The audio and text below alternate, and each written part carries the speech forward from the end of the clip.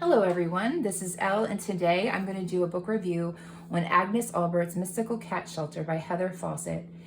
I have read this whole book and I must say that this book has been one of my favorites to read on my TBR list for the month of June. It was so good. Really good. It encompassed like everything that I really liked in a comfy, cozy kind of way, a magical way. It has a little bit of romance in it. It also has magic. It has cats. My fiance and I have 3 cats, so partial to kitty cats. This book was just amazing, and it makes me want to just read more of Heather Fawcett's books, the other books that she has. And I also purchased those, and I will show you those as well. I haven't read them yet, but I have read this book, so I'll just talk a little bit about what I thought about this book. Let's just look at the cover. For the cover, it's just amazing. We have like this really pretty, shiny, almost like a coppery, not even a gold, but like a coppery kind of shine foiling on there on the front of the cover. And it has like the purple and kind of like an orange, beige kind of color with the pinks. But yeah, it's got all these little cats here. The main character, of course, is Agnes Aubert, and her main cats are these 2 right here. This is Banshee. This is the regular like tabby cat with the white underneath, and then the stripes, the gray and the black stripes. And then this cat right here, Agnes is a widow. So her husband that passed away, this was his cat.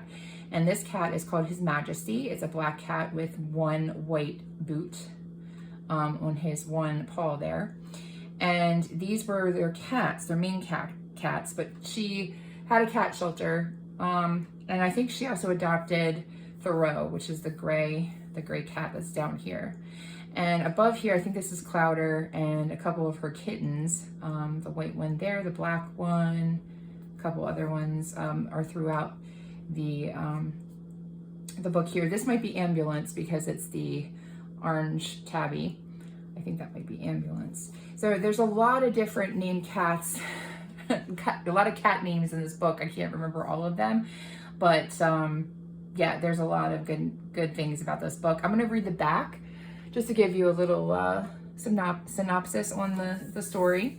Agnes Aubert leads a meticulously organized life, and she likes it that way. As the proudly type A manager of a cat rescue charity, she has devoted her life to finding forever homes for stray cats.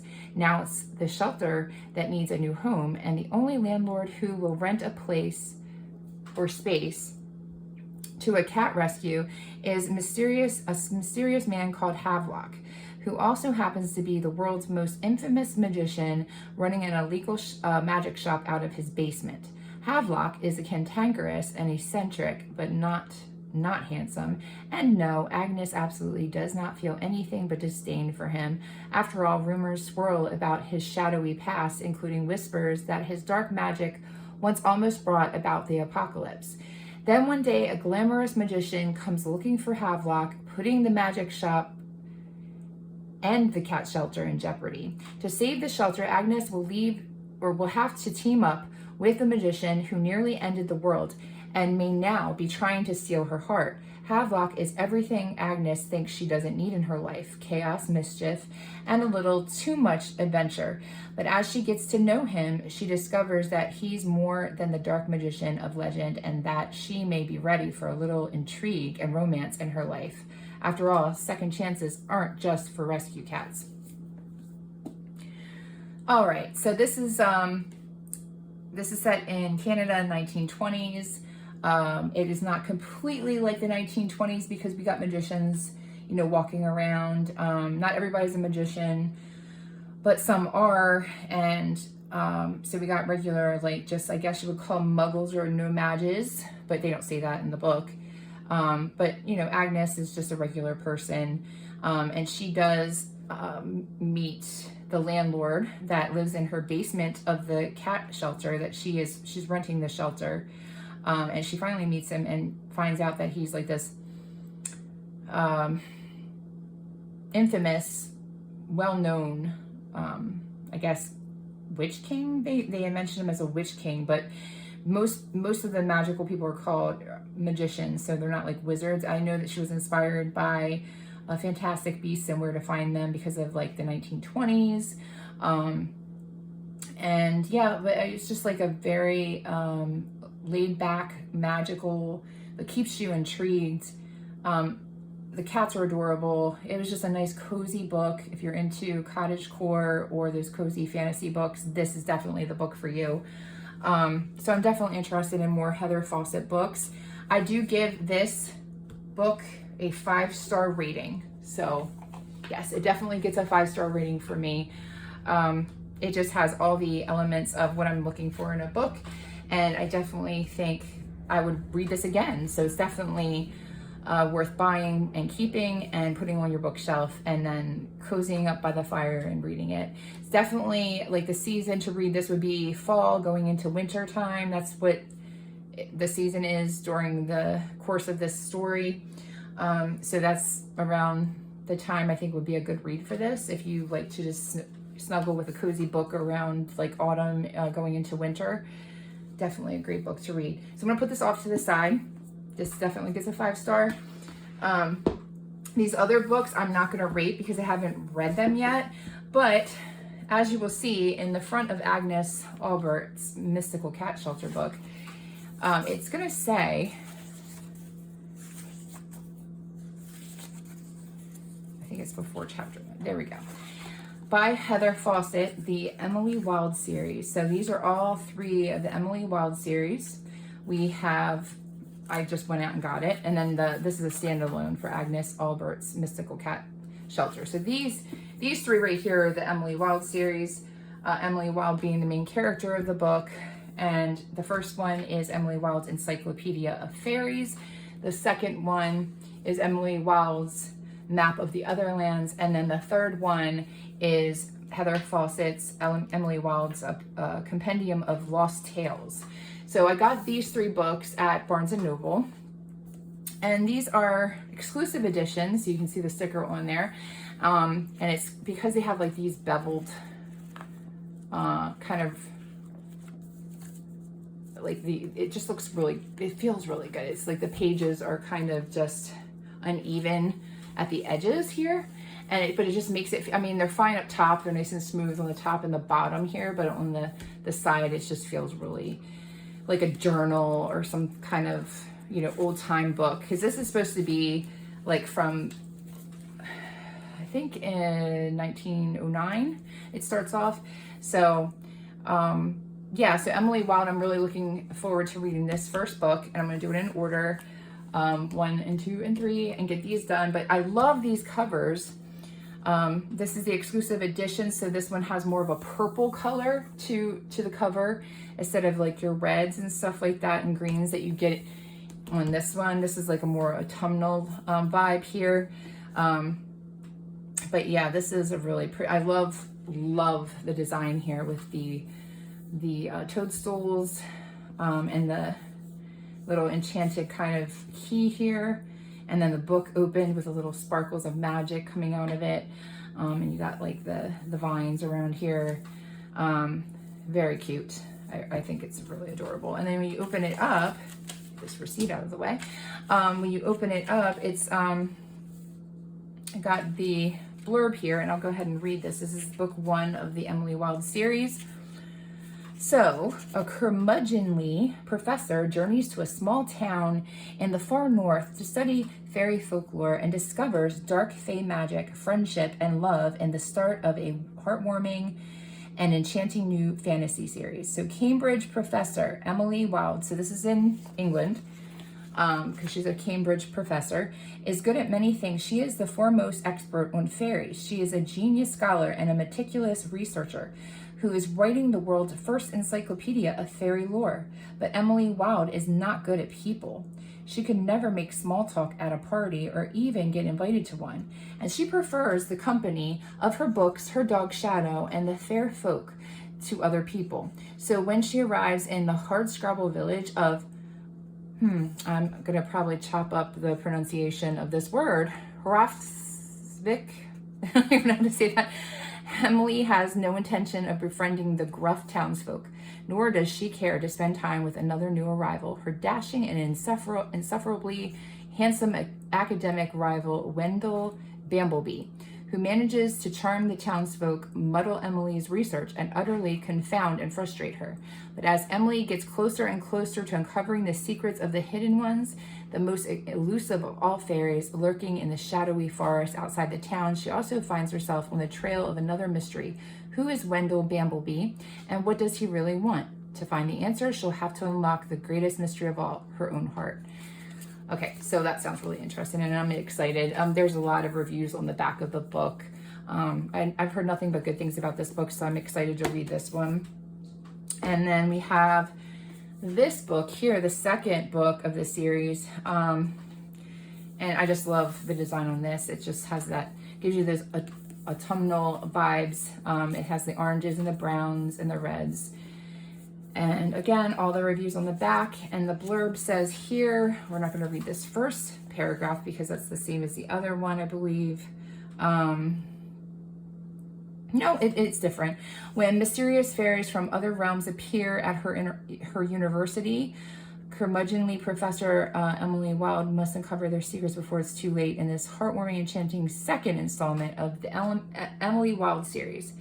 Emily Wilde is a genius scholar of fairy folklore who just wrote the world's first comprehensive encyclopedia of fairies.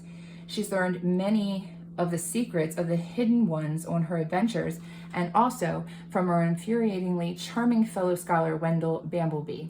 Because Bamblebee is more than brilliant and unbearably handsome, he's an exiled fairy king on the run from his murderous mother and search for a door back to his realm. Okay, spoilers. And despite Emily's feelings for Bamblebee, she's not ready to accept his proposal of marriage. Loving one of the Fae folk comes with secrets and dangers. She also has a new project to focus on, a map of the realms of fairy. While she is preparing her research, Bamblebee lands her in trouble yet again when assassins sent by his mother invade Cambridge. Now, Bamblebee and Emily are on another adventure, this time to the picturesque Australian Alps, where Emily believes they may find the door to Bamblebee's realm and the key to freeing him from his family's dark plans. But with his new relationships for the prickly Emily to navigate, to navigate and dangerous folk lurking in every forest and hollow, Emily must unravel the mysterious workings of fairy doors and of her own heart. Okay, that's going to be another good one. And then this was the most recent of the Emily Wilde series, book 3, Compendium of Lost Tales, and this has got this cute pink and purple buttons and vines and these purple snowbells, I think. I don't know what these are. What the bell-like flowers. I'm not sure what flowers these are. Yellow ones and some purple mushrooms here and books, and you got the snail on top of the pile of books here, and then the needle and thread. Again, with all these reviews for Emily Wilde series on the back. The blurb says, the third installment in the heartwarming and enchanting Emily Wilde series about a curmudgeonly scholar of folklore and the Fae prince she loves. So, Emily Wilde has spent her life studying fairies, a renowned dryadologist. She has documented hundreds of species of folk in her Encyclopedia of Fairies, but now she's about to embark on her most dangerous academic project yet, studying the inner workings of a fairy realm as its queen. Along with her former academic rival, now fiancé, the dashing and mercurial Wendell Bamblebee, Emily is immediately thrust into the deadly intrigues of fairy as the two of them seize the throne of Wendell's long-lost kingdom, which Emily finds to be a beautiful nightmare filled with scholarly treasures. Emily has been obsessed with fairy stories her entire life, but at first she feels ill-suited to fairy as she did to the mortal world. How can an unassuming scholar such as herself pass for a queen? Yet there is little time to settle in, for Wendell's murderous stepmother has placed a deadly curse upon the land before vanishing without a trace. It will take all of Wendell's magic and Emily's knowledge to unravel the mystery before they lose everything they hold dear. Okay, so I'm on to reading the Emily Wilde series in a few days after I finish another book that I'm reading. However, like, I did want to also share some cozy cottagecore bookmarks I have gotten from Amazon, and I think the best way to show them would be putting them against like a white page, or kind of like this white here, or I have the back of this box. This might work too. So I have like this little box here. So they're in different colors, and they're like a kind of a stained glass, and they have different colored tassels on them. I did use this cat one for Agnes Aubert's Mystical Cat Shelter when I was reading this book. But if you put it in, you can see it much better up against the white. I'll use that. That's a good, it's a cream color, but it still looks pretty good. You can see the moon and the stars and the tabby cat on top of the pile of books there. And it has a beautiful purple tassel. And so I used this when I was reading the chapters, and I put it in there, and it just looks so good with that because of the purple on the cover. It just matched up so well. I loved it.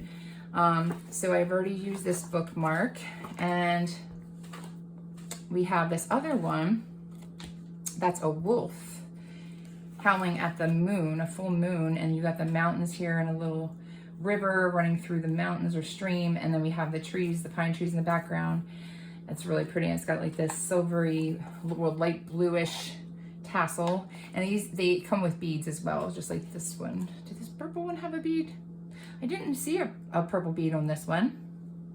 This one didn't have a purple bead. It was missing one. Okay, just realized that. But this one has a light blue bead here with the blue tassel, and it looks really pretty as well. And then we have the orange one, which is more a autumnal. It would look good with probably this one. Actually, it would look really good with this one.